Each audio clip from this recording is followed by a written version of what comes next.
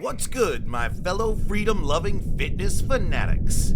Your commander in Swole, Mr. President here. And today we're settling the ultimate debate that's been keeping you up at night since you first learned about democracy in between sets. Which commander-in-chief would absolutely demolish the competition in a straight-up, no-holds-barred presidential smackdown? We're talking pure American beef, baby. No Secret Service, no nukes, no constitutional protections. Just 47 presidents throwing hands for the title of Ultimate Alpha Leader. I've been hitting the history books harder than leg day, studying presidential PRs and analyzing their gains to body weight ratios to bring you the definitive ranking. So crack open that protein shake, salute the flag, and let's get swole with some red, white, and blue combat analysis. All right, my patriotic pumpers, we're starting at the bottom of this freedom pyramid and working our way up to the absolute unit at the top. These are the presidents who'd lap out before they even heard the national anthem, with James Madison at the bottom of the bottom, 47th place out of all 47th presidents. Now hear me out, democracy devotees. I respect the small kings out there, bullet ants that can lift 50 times their body weight. Ghost peppers will end your bloodline, and concentrated energy drinks come in little cans for a reason. But Madison? Bro was 5'4" and maybe 100 pounds soaking wet with zero of that concentrated power. Madison literally wrote the Constitution and the Bill of Rights, which means his brain was doing Olympic-level mental deadlifts. But this man once got sick from reading too many books. My dude, that's not even cardio. Imagine having the intellectual horsepower to architect an entire government, but getting bodied by literacy. The only thing Madison could beat in a fight is a really aggressive houseplant, and even then I'd bet on the plant. Up next, in 46th place out of 47, William Henry Harrison. Oh boy, where do I even start with this one? Harrison literally died after 31 days in office, from pneumonia. You know what prevents pneumonia? A strong immune system. You know what builds immunity? Lifting heavy things and eating your vegetables. This man gave the longest inaugural address in history, 1 hour and 45 minutes in freezing rain without a coat, which shows he had stamina for talking, but apparently zero stamina for, existing. His cardio was so trash, he couldn't survive his own victory speech. That's like tapping out during your entrance music.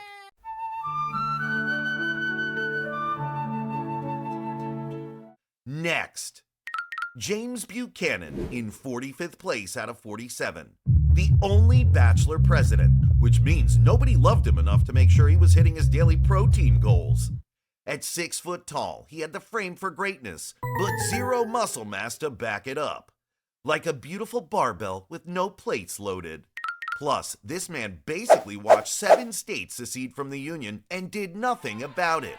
Just sat there like, this is fine, while the country literally fell apart. If you can't handle the pressure of keeping the United States united, you definitely can't handle these star-spangled hands.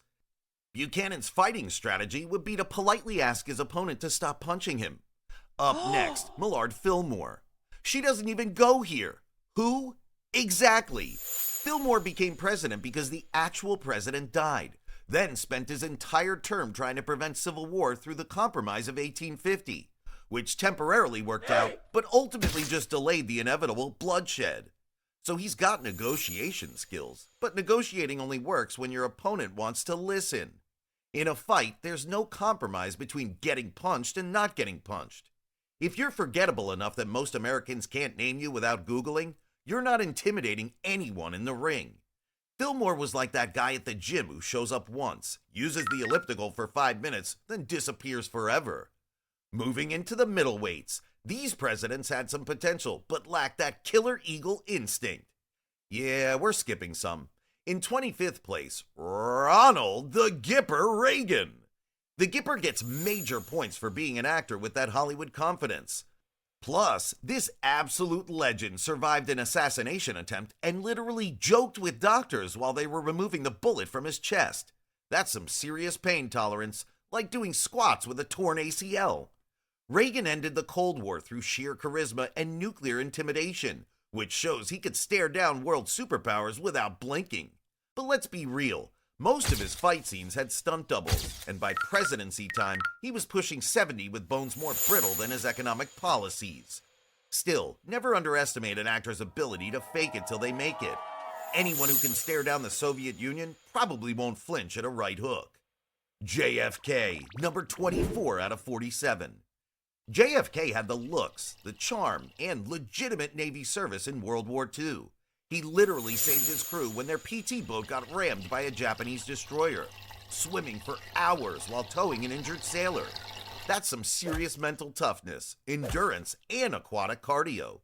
But, and this is a big patriotic but, this man had more back problems than a furniture mover and was secretly taking more medications than a CVS pharmacy. Kennedy stared down the Soviet Union during the Cuban Missile Crisis without flinching, so he's got nerves of steel. Problem is, one good body shot might activate those back issues that made him a war hero and send him straight to another type of PT. Physical therapy, that is. Harvard boxing training versus chronic pain. It's a toss-up. All right, my freedom fighters. At halfway there, we got Bill Clinton in 23rd place. Big Bill had the size at 6 foot 2 inches and that Arkansas farm boy background. Plus, he's the only president to be impeached and then have his approval ratings go up. That's some serious, I don't give a damn what you think energy that could be translated to fighting confidence. Clinton survived one of the most brutal political scandals in history and came out more popular, which shows incredible mental resilience. But this man's idea of physical activity was playing the saxophone. Let's not forget the McDonald's obsession. Problem is, his cardio was questionable at best. I'm all for body positivity, and Clinton's got reach and psychological warfare skills, but I'd say zero endurance. He'd gas out after round 1 while trying to charm his opponent into submission. Number 22 out of 47, B-Boy No Drama Obama. Obama's got that basketball game and stays relatively fit. Plus, he's the guy who took out Osama bin Laden and dropped the mic with, "We got him." That's some serious strategic planning and execution under pressure. Valuable fight skills. But at 6 foot 1 inches and maybe 180 pounds, he's getting bodied by anyone with real mass. Plus, basketball skills don't translate to street fighting. You can't call fouls when someone's throwing haymakers. Obama's fighting strategy would involve a lot of talking and trying to find diplomatic solutions mid-punch, which works great for international relations, but terrible for dodging uppercuts. All right now, freedom fighters. Here we have the 21st place out of 47. You know who I'm talking about. The Donald gets points for being in the WWE Hall of Fame and that New York street attitude. At 6 foot 3 inches with those legendary hand gestures, he's got reach and showmanship. Plus, this man survived multiple impeachments and kept tweeting. That's some serious psychological warfare that gets you thinking, is Delulu the Salulu? Trump's got that reality TV confidence and has probably been in a few Manhattan boardroom scuffles. But let's be real, his cardio consists of golf cart rides and his fighting experience is mostly Twitter beef. Still, never underestimate someone who turned politics into professional wrestling. His finishing move would probably be pointing at his opponent and saying, "You're fired," mid-fight. Donnie, you some beast. Maybe a rabid beast, but still a beast. Now, we're getting into the real contenders. Presidents who could actually throw hands and mean it. Starting with Mr. Truman, 10 out of 47.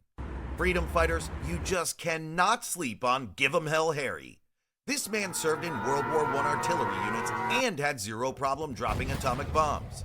Truman was 5 foot 9 inches of pure Midwestern grit, like a compact pickup truck made of American steel. He wouldn't be the biggest guy in the fight, but he'd be the one still standing when everyone else quit. Truman fights dirty and fights to win. His motto, "The buck stops here," and so does your consciousness after he's done with you.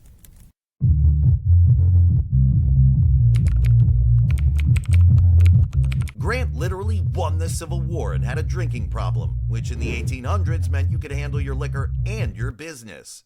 At 5 foot 8 inches and built like a brick, Grant knew how to take a hit and keep pushing forward. His strategy? Outlast everyone through pure stubborn determination and probably show up drunk enough to not feel pain. This man ended slavery and reunited the nation. You think he's worried about a little scuffle? In 8th place, Ike D-Day Commander. This man coordinated the largest military invasion in history while keeping prima donna generals from killing each other. At 5'10" with that Kansas farm strength, Eisenhower has the strategic mind to outthink his opponents and the military discipline to execute flawlessly. Plus, golf keeps those core muscles tight well into old age. Ike's fighting style, methodical military precision with a side of Midwest nice guy brutality. In 7th place, this guy is still US's #1, the OG founding father himself. Washington was 6 feet 2 inches in an era when most people were hobbits, making him an absolute giant. He survived smallpox, led cavalry charges, and had those legendary dentures that could probably double as weapons. Washington's fighting style, calculated aggression with that Virginia gentleman's honor. He'd bow before the fight, then proceed to beat you unconscious with perfect constitutional form. Here's the controversial take.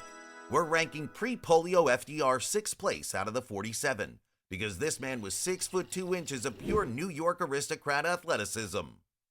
Harvard rowing team, naval experience, and that patrician confidence that comes from never doubting you're destined for greatness. FDR would fight like he governed, with absolute conviction that he was born to win. His finishing move? The New Deal, a 4-term beatdown that restructures your entire skeletal system. Top 5-time Patriots. These are the presidents who would turn a political debate into a UFC main event. Starting with Sir His Rotundity at number 5. Adams was built like a fire hydrant and twice as tough. This man argued with everyone. Congress, foreign diplomats, his own cabinet, and never backed down. At 5 foot 7 inches and stocky, Adams had that low center of gravity perfect for wrestling.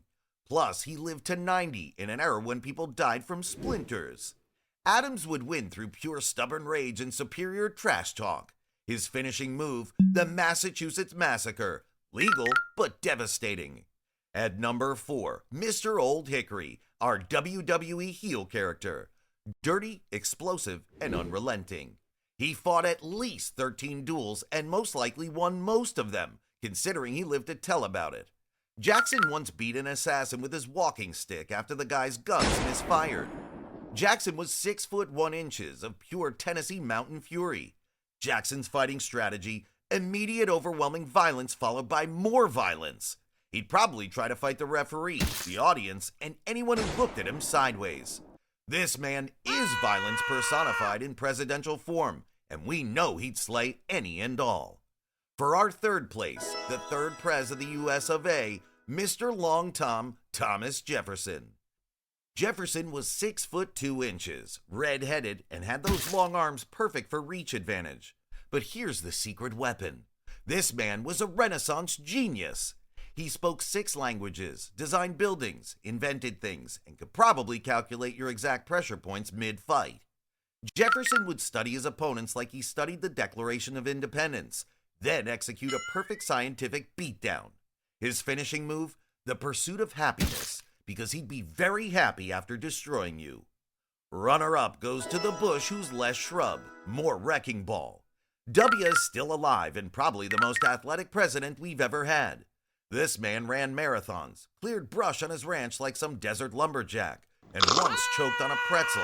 Okay, maybe that's a negative, but seriously, Bush has that Texas aggression, resilience, and resourcefulness that comes from growing up around oil derricks and longhorn cattle.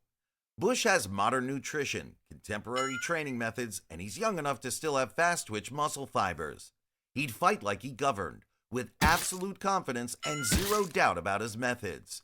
Plus, Texas boys don't back down from anything. But there can be only one ultimate presidential fighter, and that honor goes to the most American specimen of pure Democratic muscle, the rail splitter himself, Honest Abe. Abraham Lincoln, ladies and sirs. Lincoln was 6 foot 4 inches in an era of human hobbits, with arms so long he could probably reach around corners to punch you from the next zip code. Before politics, Honest Abe was splitting rails, wrestling, and according to legend, only lost one wrestling match in his entire life. This man had the reach, the strength, the farm boy conditioning, most importantly, that quiet confidence of someone who knew he could handle himself. Plus, he saved the Union and freed the slaves, so he's already proven he can handle the most pressure-packed situations in American history. Lincoln's fighting style would be methodical and devastating, like his presidency. He'd study his opponent, wait for the perfect moment, then deliver one decisive blow that would end the fight and probably inspire a national holiday. And there you have it, freedom fighters. Abraham Lincoln reigned supreme as the ultimate presidential pugilist. The man who saved democracy would also dominate in hand-to-hand democracy. Think I got it wrong? Drop your rankings in the comments, and don't forget to smash that subscribe button for more patriotic fitness content. Remember, democracy is a full contact sport, and these commanders-in-chief were ready to throw hands for freedom.